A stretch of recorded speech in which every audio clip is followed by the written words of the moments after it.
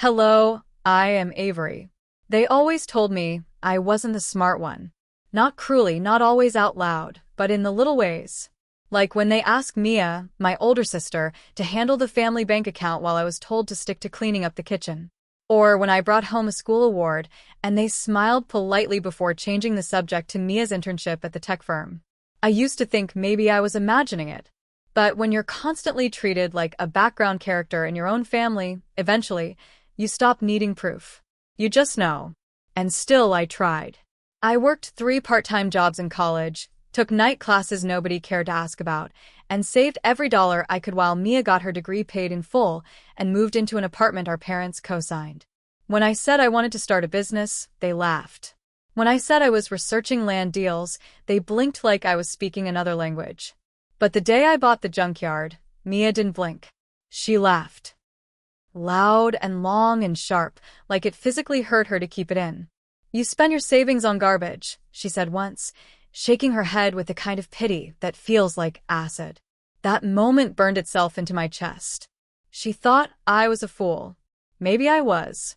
I bought the property not out of some great plan, but because something about it felt like mine. It was ugly for sure. Rusted fences, overgrown weeds, piles of abandoned metal and twisted wire. The smell was permanent, a cocktail of oil, heat, and time. But it was cheap. Dirt cheap. And more than anything, it was quiet. Nobody wanted it. That made me want it more. I drive there after my shift at the gas station, sit on the old office steps with a peanut butter sandwich, and just listen to the wind move through the scrap. It didn't talk down to me. It didn't remind me I was a Mia. It just let me be. I cleaned it up a little at a time. Hauled off trash. Cut the weeds. Repainted the gate. It took months. No one helped. No one even asked where I was going every evening. But I didn't mind. It became my routine, my solitude. And little by little I began to dream. It started with car parts. A mechanic I met at a diner told me he'd pay cash for working alternators and usable radiators. Then someone else came by asking about old furniture. I didn't say no. I sold what I could, and what I couldn't I broke down and sorted. Metal to one side, wood to another, electronics in bins. I watched videos, read forums, learned how to strip copper wire and assess scrap value by weight. My hands were always cut up, always stained. But I started making enough to quit the gas station. Mia still thought it was cute. She worked at a high-rise building downtown. Their startup got seed funding, and she posted photos of herself in blazers with cold brew coffee and clicky heels. At family dinners, she'd ask me how the trash heap was doing, and I'd smile and say, "Better than last month." Then something shifted. The city announced plans to expand the tech district, and suddenly, the industrial zone wasn't so worthless anymore.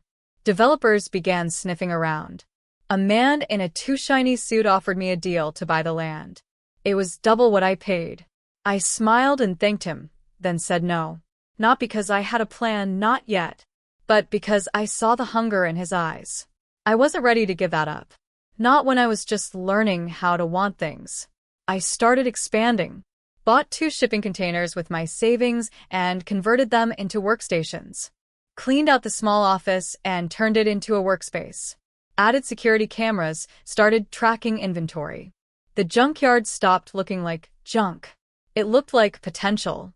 And maybe that was the first time I started to believe I wasn't a background character after all. 6 months later, Mia's company opened a warehouse not far from my lot. They specialized in hardware assembly and needed storage.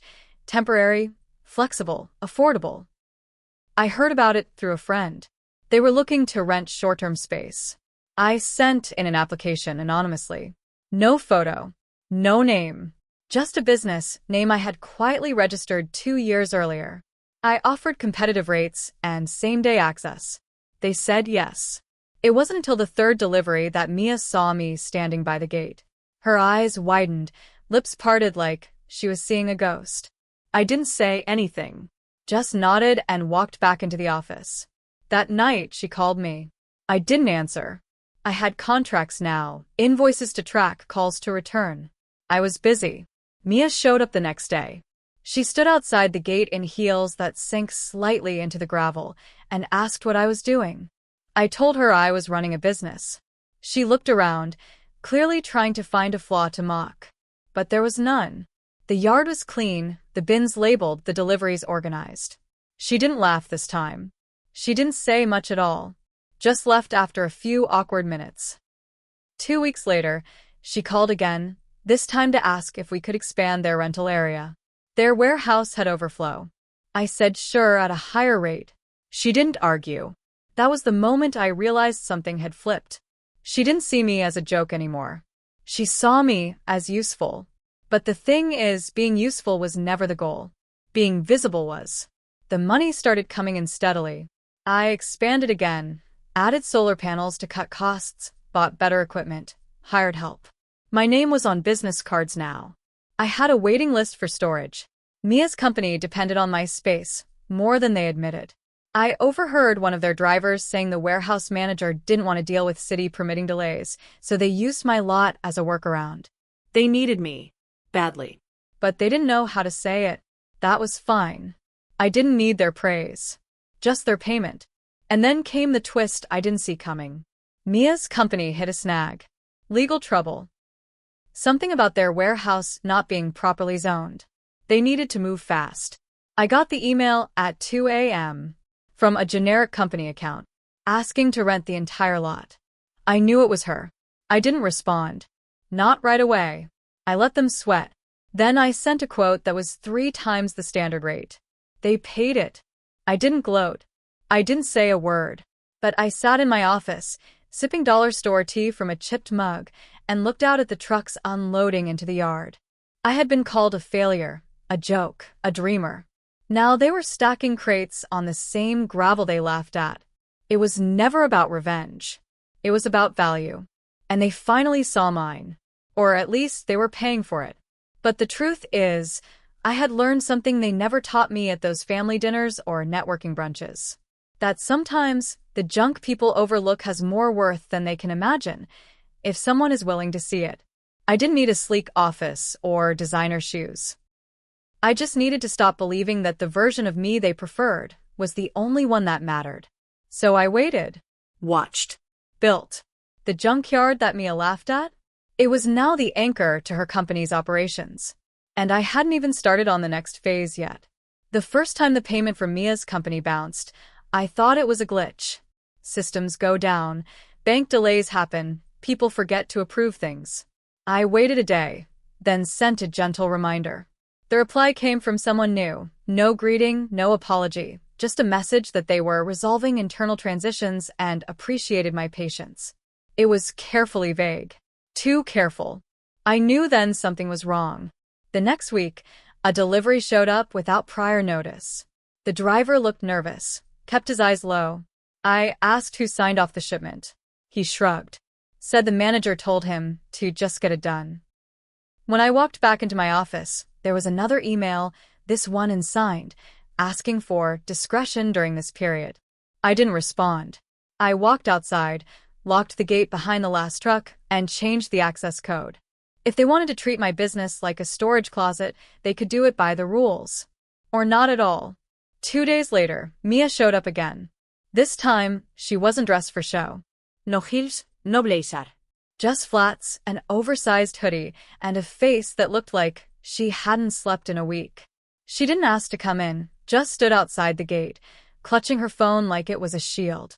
She told me they were restructuring, that some investors had pulled out, that their legal issue was more complicated than they thought.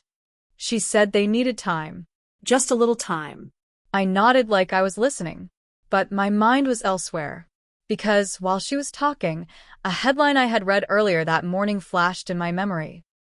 Emerging tech startup under investigation for misuse of municipal contracts.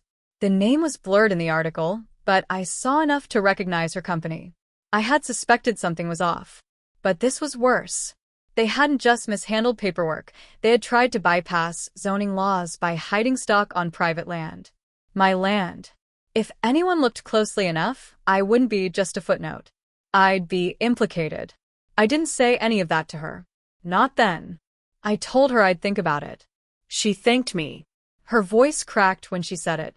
I watched her walk away, Smaller than I remembered, like the weight she used to carry as pride had become shame.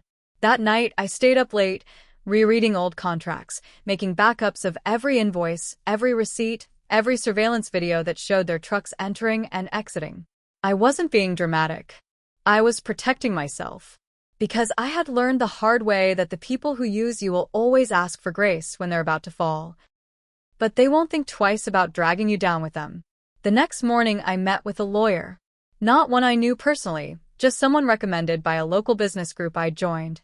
She looked through the documents quietly, then looked at me and asked one question. Did I want to help them or protect myself? I told her the truth. I didn't want revenge. I just didn't want to be buried with their collapse. She nodded and began preparing a set of legal notices. I sent them to Mia's company that afternoon. Effective immediately.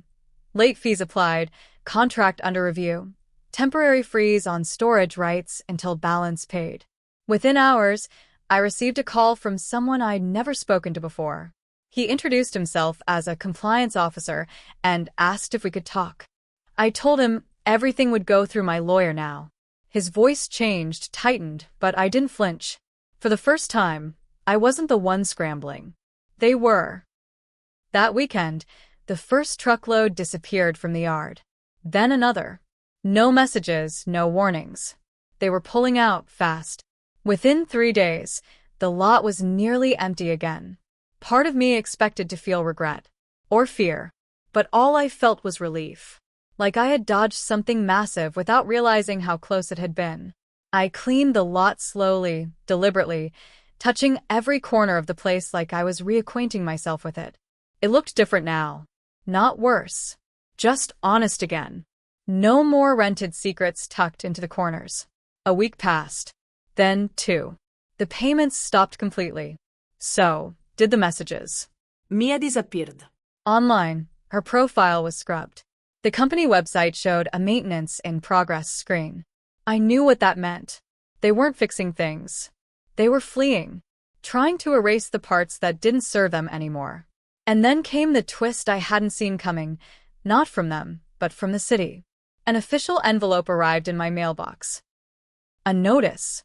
My property had been flagged for review due to unauthorized commercial storage of tech-related goods that may have violated zoning ordinances. I laughed at first. Of course they would leave the mess for me to clean up. I called my lawyer, sent in the documents, attached the video files, pointed every finger I could legally point. But it didn't undo the audit. The review would go forward. I could lose my permit, my junkyard, my livelihood. All because I let someone back into my life who had never seen me as more than a tool. I didn't sleep that night. I watched the security footage again, tracing every truck, every timestamp. I built a timeline with red pen and yellow sticky notes. And as I stared at it, one thing became clear. They hadn't just used my yard. They had hidden more than I knew. Somewhere on that lot, at some point, something had been stored that they never claimed. I didn't know what, but I knew it mattered. Because their trucks had come back more times than I remembered authorizing and left lighter than they arrived. I got up at dawn, put on gloves, and walked the yard section by section. In the far corner behind the second storage bin, I found it, a rusted-out file cabinet I hadn't seen moved in months. I opened it, expecting dust. Instead, I found sealed boxes, tightly taped and labeled with strings of numbers that meant nothing to me, but everything to someone. I called the lawyer immediately. She told me to document it, photograph it, and not touch a thing. An hour later, 2 investigators arrived. Not police. Federal. They didn't smile. They asked for my ID, took statements, took the boxes, and said they'd be in touch. By the time they left, my hands were shaking. That night, I locked every door twice, closed the blinds, and sat with my tea untouched. What had I gotten dragged into? What had Mia done? The next morning, my phone rang. It was her. I didn't want to answer. I knew it would be a lie. I knew whatever she said would be a performance, crafted to control damage. But I picked up. She started crying before she even said hello. Said she didn't know they had left things behind. Said she didn't know about the audit. Said she was trying to fix it. Said she missed me. Missed our childhood. Missed when things were simpler. I listened. Let her run out of breath. And then I said no. No, I wasn't going to forgive her this time. No, I wasn't going to protect her. No, I wasn't going to be the sister who cleaned up every mess she left behind. She went silent. Then she whispered that she was scared. I told her I was too. But I wasn't running from it. That was the difference now. I had roots here. I had a name. I had a business. I had proof. Whatever happened next, I'd face it. Alone if I had to. And I'd win. Because this time, I wasn't playing the fool. The weeks that followed were a blur of silence and surveillance. I kept my phone on low volume, my email open constantly, and my lawyer on retainer. No more deliveries came to the yard. No trucks, no new storage requests. The lot was cleaner than it had been in a year, but I didn't feel peace. I felt watched. Like eyes were somewhere just beyond the gate, tracking every motion. One night, someone rattled the chain-link fence. When I turned on the floodlights, there was no one there. Just the echo of movement and the throb of fear in my chest. It wasn't paranoia. The stakes had changed. Then came the letter. Not an email. Not even registered mail.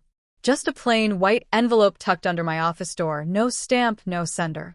Inside was a folded printout of a contract I had never seen before, one that listed my name next to Mia's company on a shell rental agreement, backdated by 3 months. Under my forged signature, the terms were clear. I had knowingly accepted storage of confidential, proprietary components in exchange for a bonus fee. The words blurred for a moment as my heart stuttered. I hadn't signed anything. Ever. I knew the handwriting wasn't mine. But I also knew what it looked like. A setup. I called my lawyer, forwarded a photo of the document. She didn't even hesitate. "They're shifting liability," she said flatly.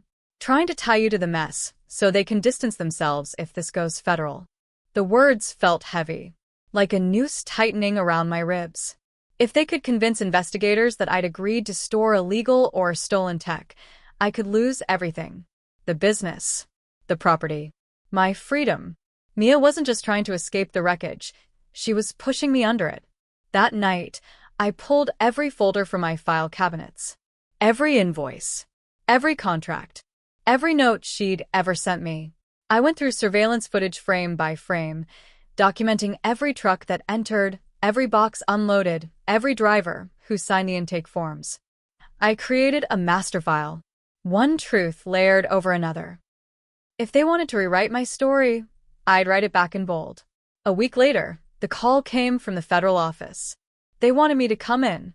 Not as a suspect, they said, yet, but for clarity. I dressed like someone who had nothing to hide. Neat, simple. I brought my lawyer. The room they let us into was windowless and quiet, the kind of quiet that isn't peaceful. It's patient. The lead investigator was calm, kind even, but his questions weren't casual. He asked about my relationship with Mia, about the contract, about the boxes, about whether I knew what was in them. I told the truth. That she had rented space through a generic email. That I hadn't seen the contents. That when I found something suspicious, I reported it. That I had no idea my name was being forged. When I slid over the master file and external drive, he raised his eyebrows. Then, he asked one question I hadn't prepared for.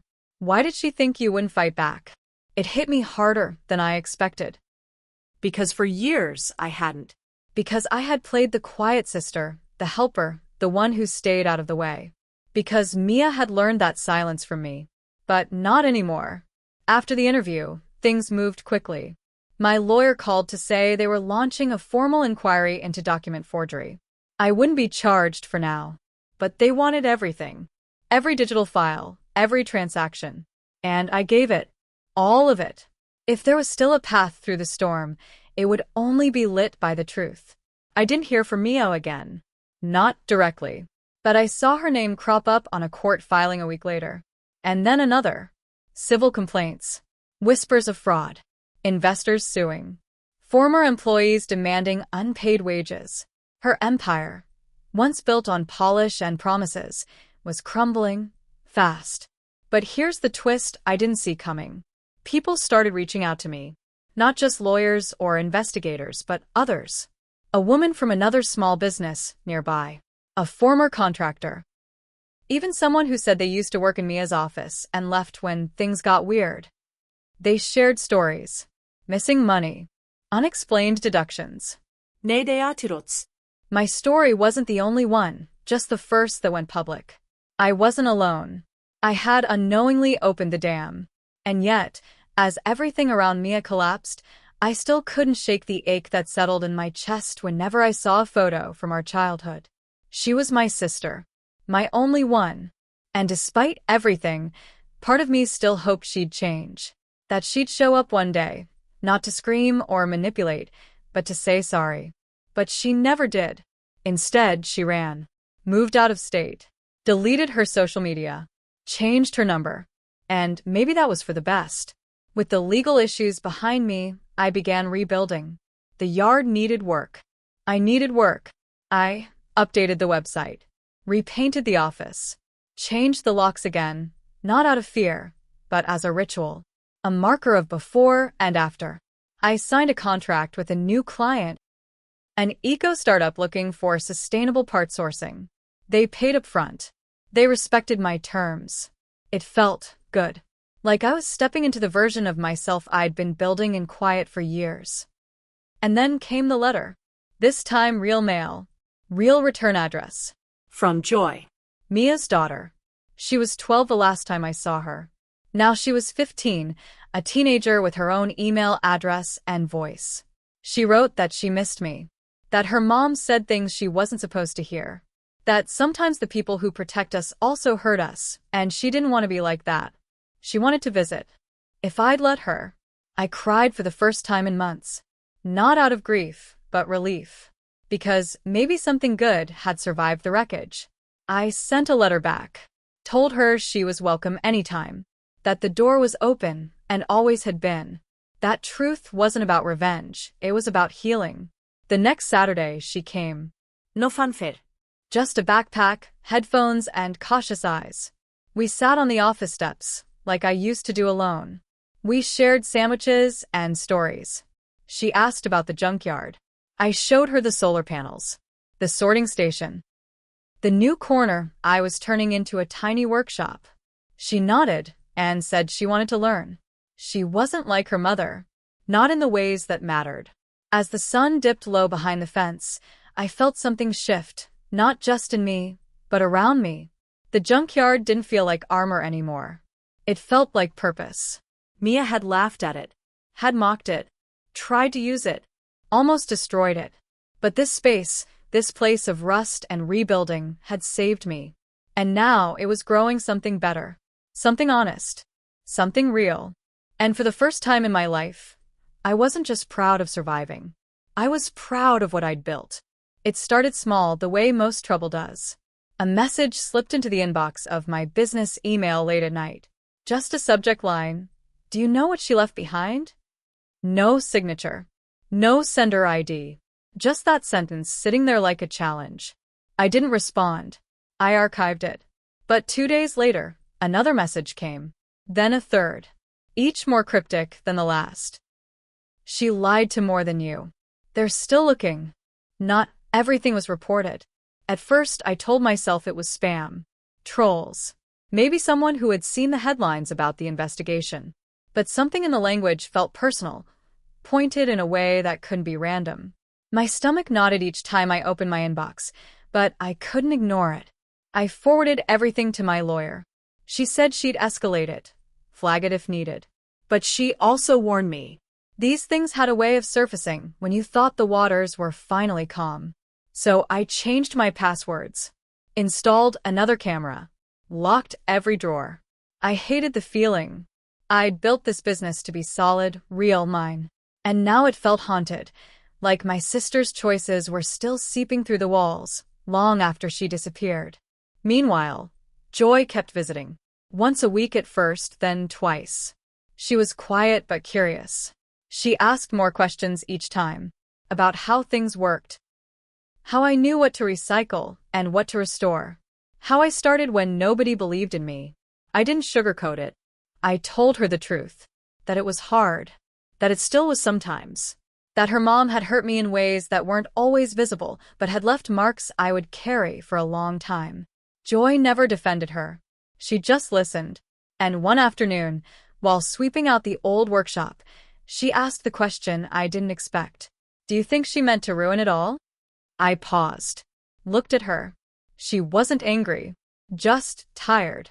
Tired in that way kids get when they grow up too fast. I told her the truth.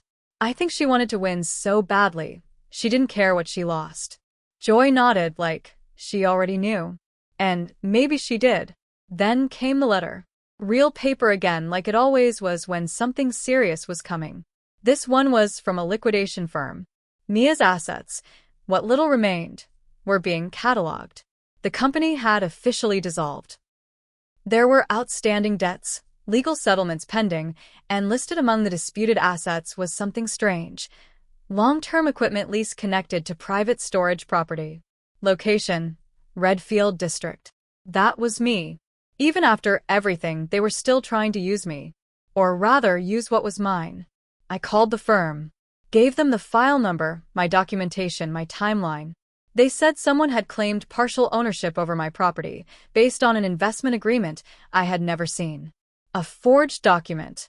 Again. But this one had a new name on it. Elias Renner. I didn't know that name. But the investigator did. When I called to report it, his tone changed. Elias wasn't just a random ex-partner of Mia's. He had been funding her for years, quietly in cash. No paper trail. No public ties. And now, apparently, he was looking to collect. Not from her. From me. That's when I realized. Mia hadn't just run. She had left a trail of broken deals and buried deals, hoping someone else would absorb the blast. And now the fuse had reached my doorstep. That night, I drove out to the junkyard after closing. Sat on the edge of the storage container where I used to eat my sandwiches and think about everything I wanted to build. I looked around at the lights I had installed, the solar panels that cut my bills in half, the bins labeled in my own handwriting, and the workshop where I was helping a teenager believe in something again. This wasn't garbage anymore. It was my life. And I wasn't about to let someone with a forged paper and a bad temper take it from me. So I pushed back. Hard. My lawyer filed an immediate cease and desist. The investigator reopened a portion of the case. And I began gathering names, others like me. People Mia had borrowed from, worked with, ghosted. The contractor who'd built her first office space. The coder who'd helped build her company's app and never got paid. Even a woman who said Mia borrowed $20,000 and disappeared without a goodbye. We didn't want revenge. We wanted boundaries. I created a digital folder and shared access with all of them. Every document. Every timestamp. Every receipt. We called it the ledger. And slowly, as the file grew, so did our voices. That same month, the City Planning Board awarded me a small business development grant. They had seen the way I'd turned the junkyard around. One of the board members had toured it himself and written a glowing review. They called it a model for local sustainability. The grant gave me enough to build a community workspace.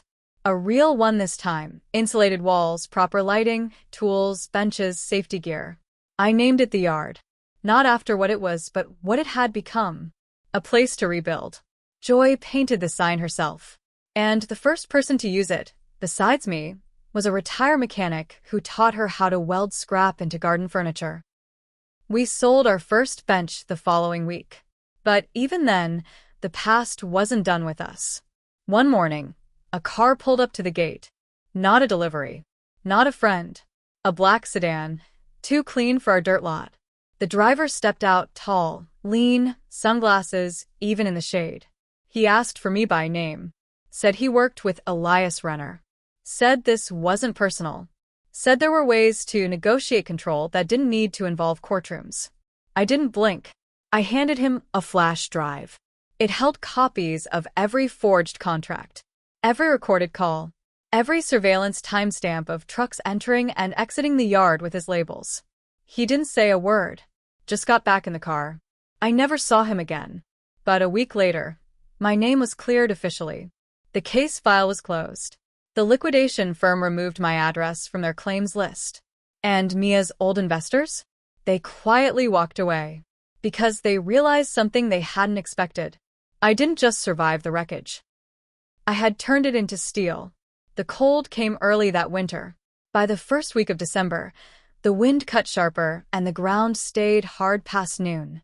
At the junkyard, everything slowed a little. Fewer deliveries. Shorter hours. But it was a good kind of quiet, the kind you earn after chaos has burned itself out. Inside the new workshop, Joy worked on a sculpture made entirely of old bolts and broken fan blades. She said it looked like a bird. I wasn't sure, but I let her name it anyway. She called it the Phoenix. The irony didn't escape me. One night, I stayed late to inventory copper coils when a ping lit up my phone. A message from an unknown number. I almost ignored it, assuming it was another scam or leftover contact from Mia's network. But then I saw the preview line. "You don't know me, but I think you knew my sister." My heart thumped once, hard. I opened the message slowly. It was from someone named Leah Renner, Elias's younger sister.